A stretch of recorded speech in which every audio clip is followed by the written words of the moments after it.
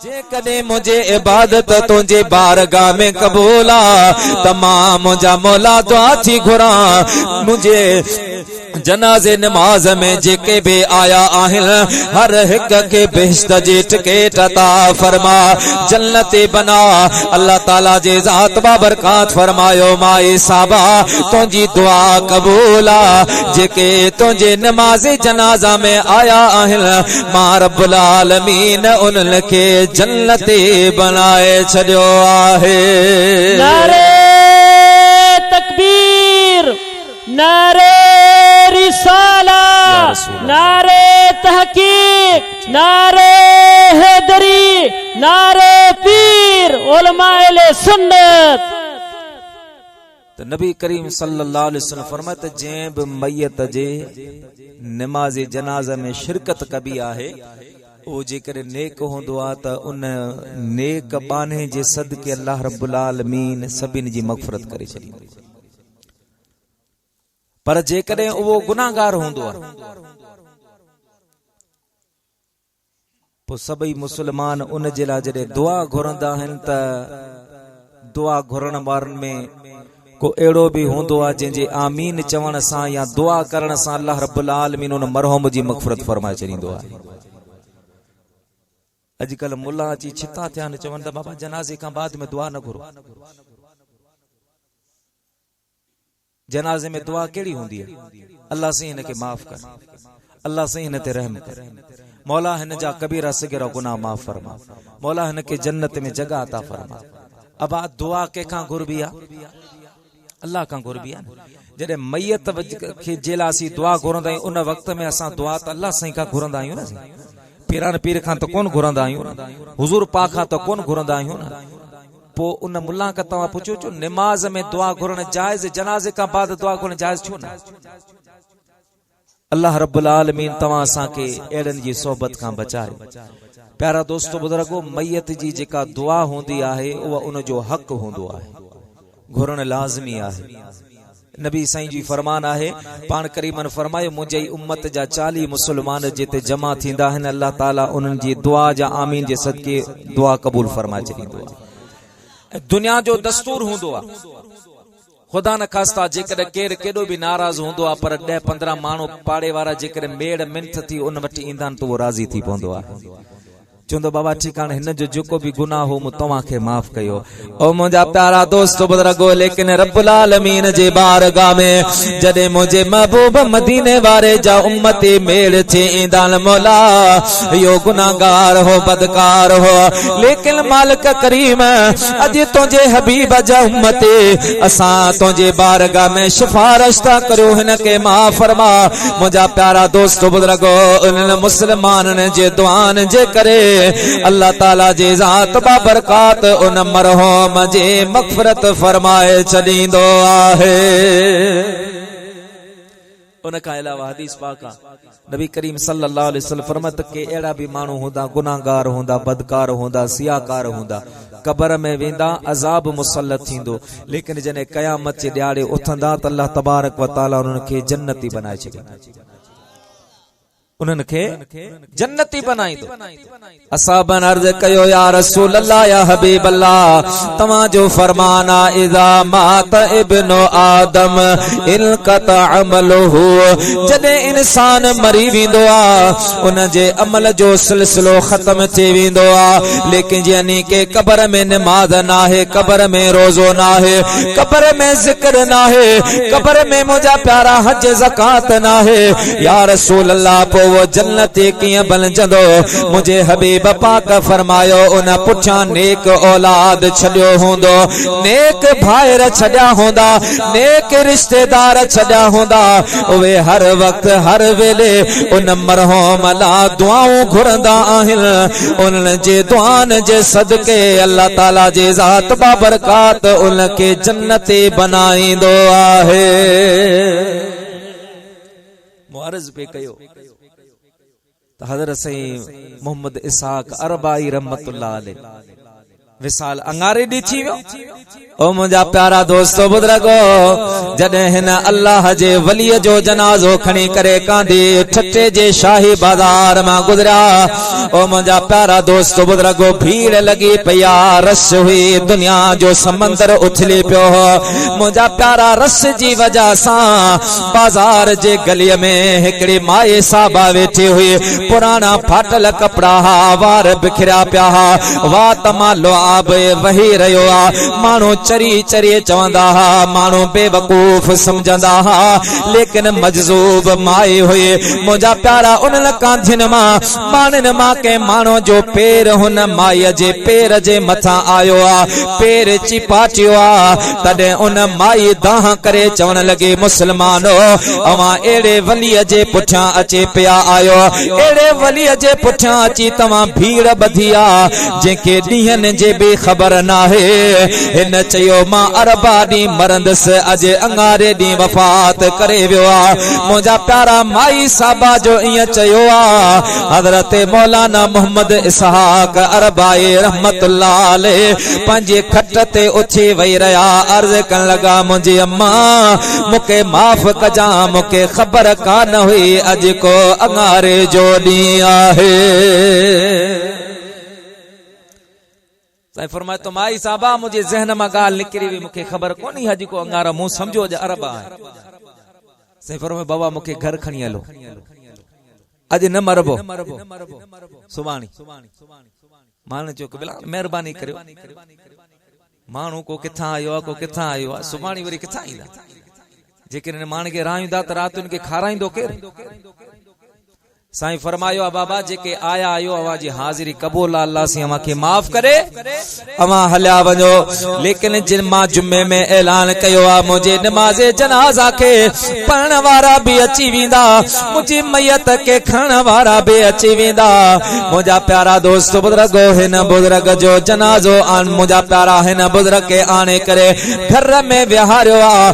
अल्लाह जो कामिल वली सॼी रात रब जो ज़िक्र करे रहियो आ। जॾहिं फजर जी नमाज जो पढ़िया, पाण फरमा लगा, उन माईअ के वठी अचो।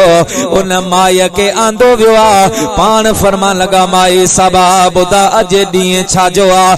माई चवण लॻे, अॼु अरबा जो ॾींहुं आ। माए अरबा चयो आ, मुंहिंजा प्यारा मौलाना मोहम्मद इसहाक अरबाए कलमो पढ़ी दुनिया मां लाॾाणो फरमायो आहे।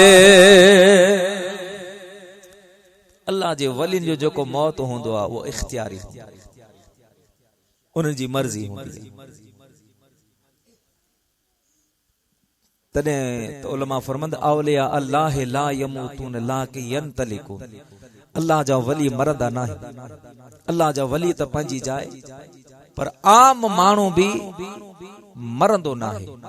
ई जेको मरण आहे, इहो हिकिड़ो अल्लाह जे कानूननि मां हिकिड़ो कानून आहे, हिकिड़ो पर्दो आहे, जेको इंसान दारे दुनिया मां मुंतकिल थी करे दारुल बरज़ख में वेंदो आहे।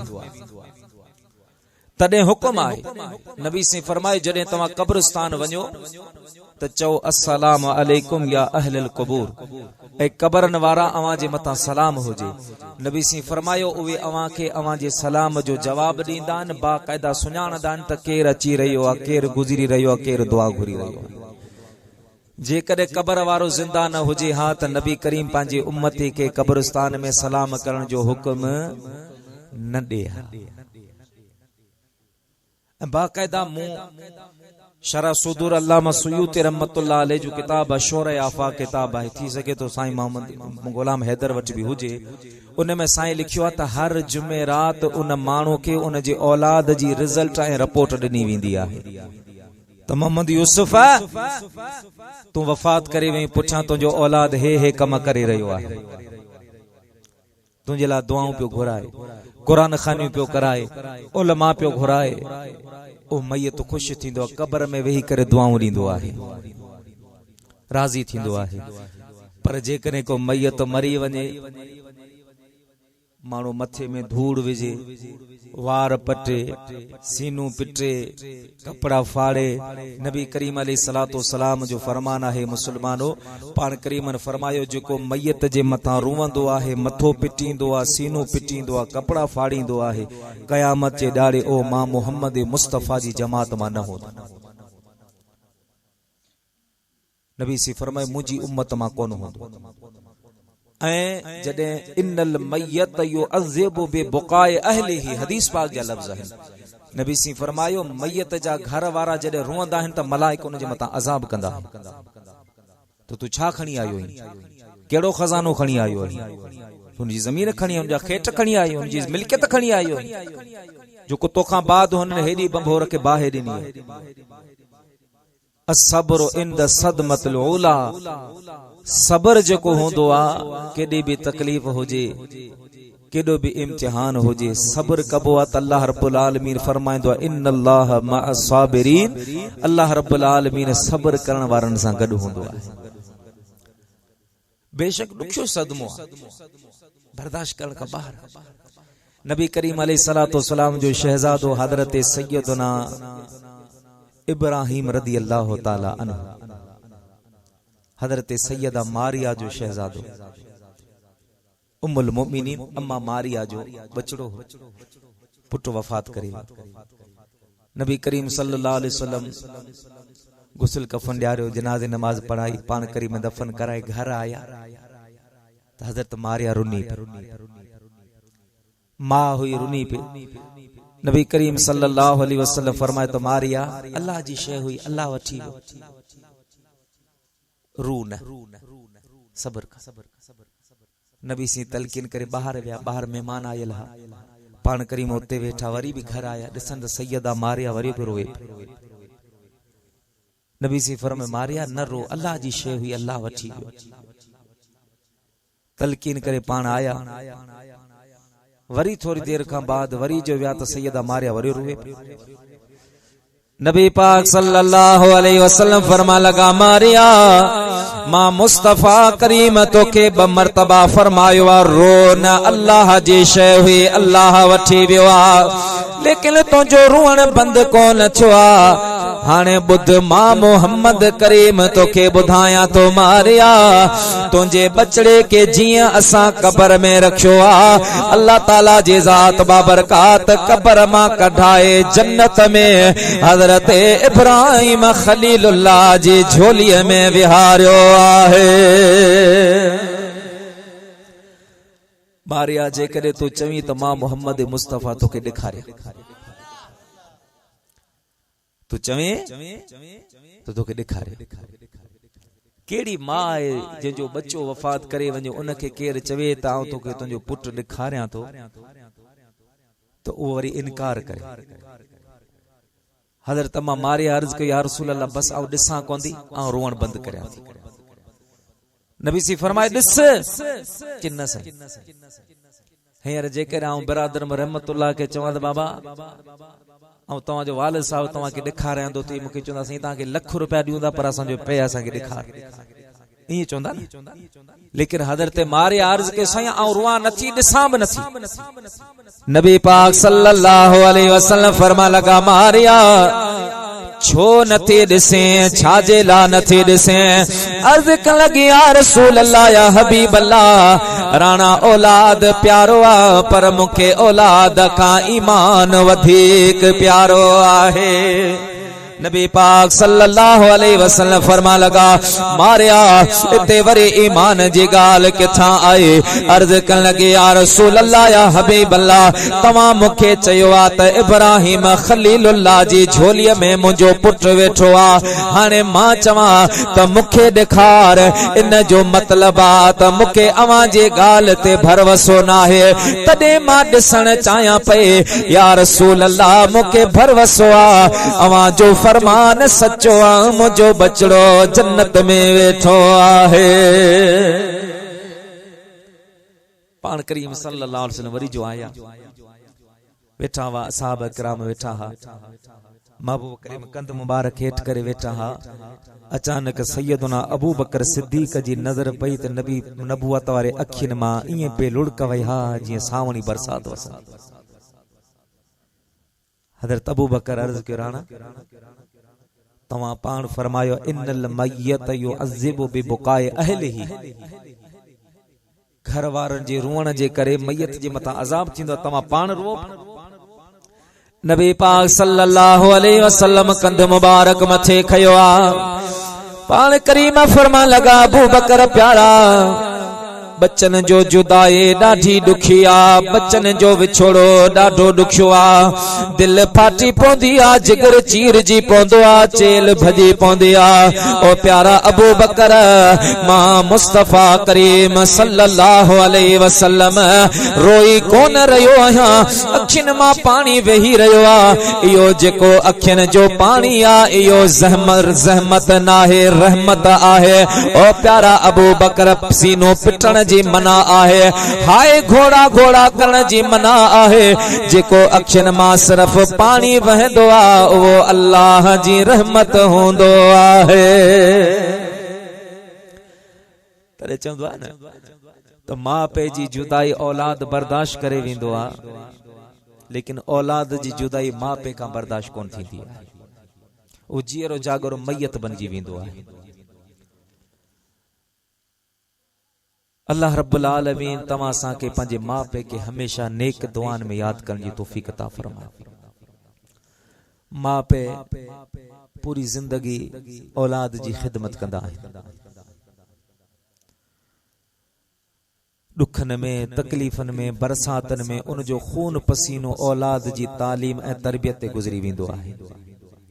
ही चाचो पोड़ो वेठो आहे, हाणे जा हॾ बि कमज़ोर थी विया आहिनि, चेल कमजोर थी वई आ, टंगन में सूर पइजी विया आहिनि, रात जो निंड नाहे, आराम नाहे। इहो छाजे लाइ थियो? पंहिंजी औलाद जे मज़दूरियूं कयूं, मेहनतूं कयूं, ऐं अल्लाह पा माफ़ करे औलाद जे मथां ॾुखियो वक़्तु आयो त उन्हनि पंहिंजा घर खपाया, पंहिंजा माल खपाया, पंहिंजा जानवर खपाया।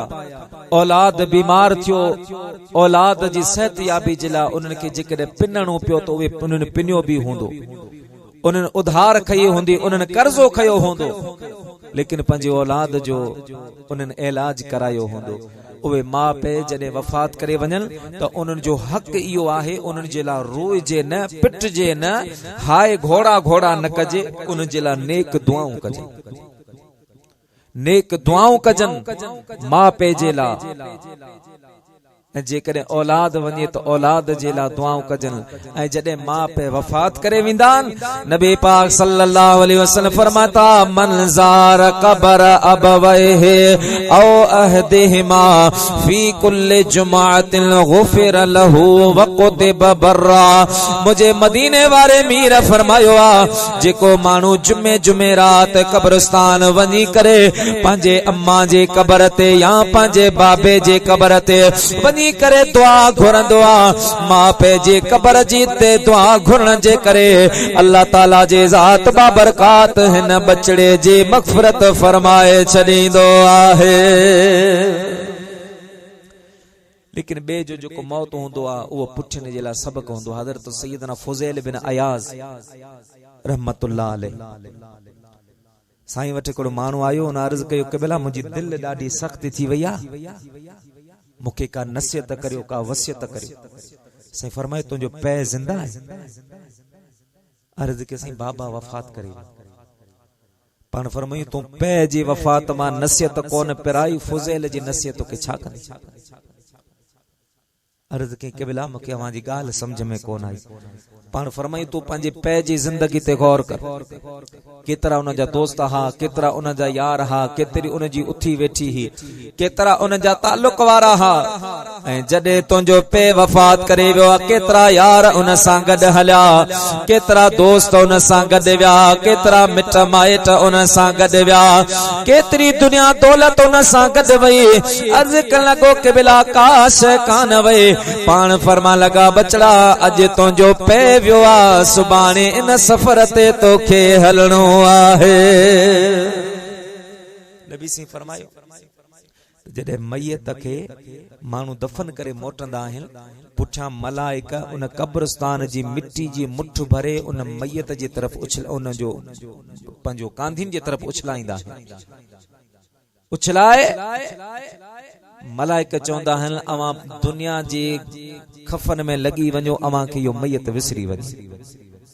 2 ॾिहाड़ा गुज़रंदा न उहो मैयत विसरी वेंदो, इंसान पंहिंजे कमनि में लॻंदो आहे। लेकिन अल्लामा अब्दुल वाहिद सेविस्तानी रहमतुल्लाह अलैह लिखियो आहे त दुनिया वारा पंहिंजी औलाद पंहिंजे माउ पीउ खे विसारे छॾींदो आहे, लेकिन उहे माउ पीउ कब्रनि में बि पंहिंजे औलाद खे यादि कंदा। साईं फरमाए 30 साल ताईं उन जे रूह जो ताल्लुक घर वारनि सां हूंदो आहे। 30 साल ताईं रूह रोज़ घर ईंदो आहे, कदें कबूतर जे सूरत में, कदें झिरकी जी सूरत में, कदें भौर जे सूरत में, कदें केड़ी सूरत में मुझा प्यारा इंदो आ। घर जे छापरे ते, घर जे दीवार ते, घर जे दरवाजे ते वेही करे मुझा प्यारा उवो रूह गालाईंदो आ। पंहिंजे पुटन जो नालो वठी चवंदो आ, ऐ मुझा पुट, ऐ मुझे न्याणे, ऐ मुझी घर वारे, तव्हां कुशादे घरन में रहो था, मां तंग कब्र में रहंदो आहियां। रोशनी वारे घरन में रहंदा आयो, मां उंधाए वारे कब्र में रहंदो आहियां। अवां हवादार घरन में रहंदा आयो, मां घुटन वारे घर में कब्र में रहंदो आहियां। अल्लाह वास्ते मुझे नाले खैरात करो, मुझे नाले इसाले सवाब करो। अल्लाह तबारक व तआला जे जात बाबरकात उन जो फैज मुके अता फरमाए। मुझा प्यारा अल्लामा अब्दुल वाहिद सेविस्तानी लिखियो आ, जॾहिं उहे बचड़ा पंहिंजे माउ पीउ जे लाइ फौत शुदा जे लाइ खैरात कंदा आहिनि त उहो रूह दुआऊं ॾेई पंहिंजे कब्रस्तान ॾांहुं मोटंदो आहे। जेकॾहिं खैरात जो सिलसिलो जारी रहियो त उहो रूह रोज़ घर ईंदो आहे। जेकॾहिं न रहियो त शुरू वारे ॾींहंनि में 3 ॾींहं ईंदो आहे, पोइ जुमे जुमेरात ईंदो, तकरीबन 3 महीना जुमे रात उहो रूह घर में ईंदो आहे। पोइ बि जेकॾहिं खैरात न थी त पूरी महीने ते ईंदो, पोइ बि जेकॾहिं खैरात न थी त पोइ साल में ईंदो। बहरहाल 30 साल ताईं उन जो तसलसल पंहिंजे घर वारनि सां रहंदो आहे, राबतो रहंदो आहे। घणा अहिड़ा माण्हू आहिनि पंहिंजा 2-3 ॾींहंनि में पंहिंजे फौत शुदान खे विसारे छॾींदा आहिनि। घणा अहिड़ा हूंदा आहिनि जेके हर वक़्तु उन्हनि खे नेक दुआन में यादि कंदा आहिनि।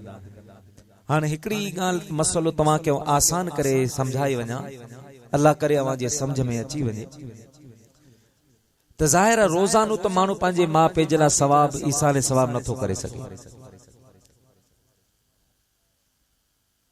अवल त पंहिंजे असांजे पासे ॾांहुं ठटे जी साइड इहो रवाज हूंदो आहे जो जॾहिं घर में मानी पचंदी आहे, 3 टाइम मानी पचंदी आहे त हिकिड़ी मानी अल्लाह जे नाले ते ॾींदा आहिनि। ग़रीबन खे या फ़क़ीरन खे मदरसो हूंदो आहे त मदरसे में, मस्जिद हूंदी आहे त मस्जिद में बहरहाल ॾींदा आहिनि। जेकॾहिं इहो सिस्टम न आहे त तव्हां पंहिंजे घर में जेको ताम पचायो था न, घर में पंहिंजे बच्चन खे जेको खारायो था, उन में माउ पीउ जे सवाब जी नियत कंदा करियो त उन जहिड़ो ॿियो सदको ई कोन्हे। ज़रूरत कोन्हे तव्हां वॾियूं देगियूं लाहियो, असांखे कराची मां फोन करे घुरायो, जलसा करियो त सवाब मिले, जेकॾहिं न त न। अल्लाह जे महबूब फरमाए त बहितरीन अफ़ज़ल जेको सदको आहे उहो घर वारनि जे मथां ख़र्च करणु आहे। इस्लाम इहो हुकुम नथो ॾे त तव्हांजा बच्चा बुखिया पिया हुजनि, तव्हां वञी करे जलसा करियो, तव्हां वञी माण्हुनि खे देगियूं रधे करे खारायो। न, इस्लाम चवे थो जेकॾहिं अल्लाह साईं तोखे ॾिनो आहे त रब जे नाले ते ख़र्च कर, पर जेकर तो ग़रीब आहीं, फ़क़ीर आहीं, एतिरी तौफ़ीक़ न आहे, घर में जेको ताम पचे थो उन में पंहिंजे माउ पीउ जे सवाब जी नियत कर त रब्बुल आलमीन तुंहिंजे माउ पीउ खे उन जो सवाब अता फरमाए।